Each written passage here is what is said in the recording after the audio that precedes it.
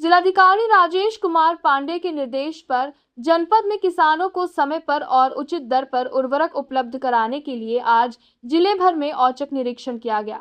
इस अभियान में सभी उप जिलाधिकारी, खंड विकास अधिकारी और जिला कृषि अधिकारी शामिल रहे।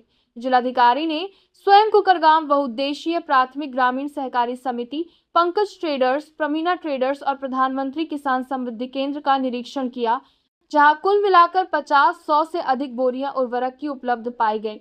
उन्होंने दुकानदारों को निर्देश दिए कि रेट लिस्ट स्पष्ट रूप से दुकान पर चस्पा करें ताकि किसानों को मूल्य की सटीक जानकारी रहे।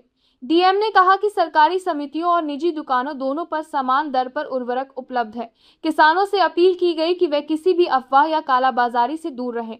उन्होंने चेतावनी दी कि यदि सरकारी समितियों को बड़ा में बताने के लिए दूरी को तस बताने वाली डीएम दोनों को पतन करके दिगादरा दोनों को भी जाने का प्रयास, दरा संगार में दोनों को भी जानकारी के लिए कहीं ओवर रेटिंग या कालाबाजारी की शिकायत मिलती है तो कड़ी कार्रवाई की जाएगी। डीएम ने बताया कि सहकारी समितियां 2 दिन तक बंद रहेंगी, लेकिन किसान निजी अधिकृत दुकानों से उचित मूल्य पर उर्वरक खरीद सकते हैं।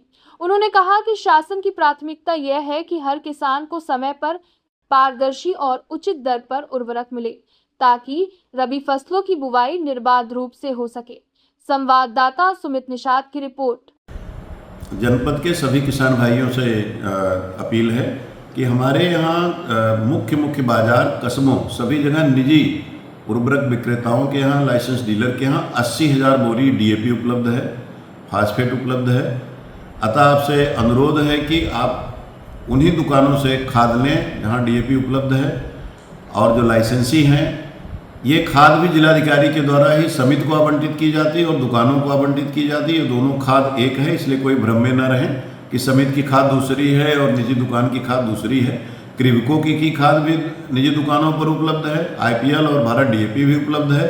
तो इसलिए समिति में लाइन लगाने के बजाय दुकानों पर जाएं और वहां से भी खरीदें। क्वालिटी दोनों की एक है, दर एक है। 1350 रुपये में लोगों ने बोर्ड लगा रखे हैं। मैंने सब जगह बैनर लगवा दिए हैं कि उससे 1 नया पैसा भी अगर कोई ज़्यादा लेता है तो तत्काल कलेक्ट्रेट कंट्रोल रूम को सूचित करें। और अधिकारियों की उपस्थिति में दुकानों पर जो है खाद वितरण कराया जा रहा है, कर्मचारी लगाए गए हैं। ऐसा भी नहीं है कि आप जाएंगे तो वहाँ कोई आपके साथ जो है वो अदर उसका वो होगा, व्यवहार होगा।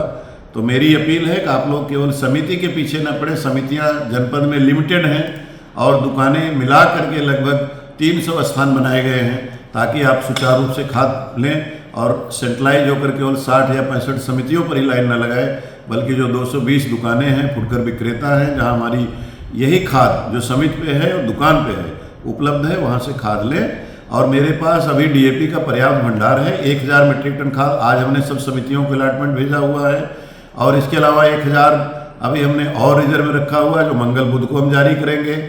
इसके अलावा अभी 2 रैक इफ्को की और आ रही है जनपद में।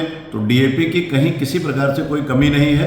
किसी के उकसावे बहकावे में आकर के सवेरे से जा कर के लाइन न लगाए। अभी धान खड़ा हुआ है, अभी पलेवा नहीं हुआ है।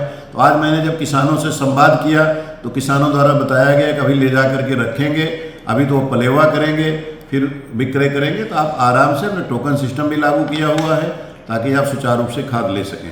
धन्यवाद।